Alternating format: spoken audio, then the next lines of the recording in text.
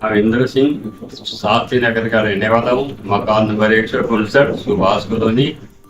और मेरे 5-7 साल से पैर में चलने में तकलीफ थी, जिसमें दर्द होता था। अब मैं इसका ऑपरेशन करवाया दीपक सैनी जी से।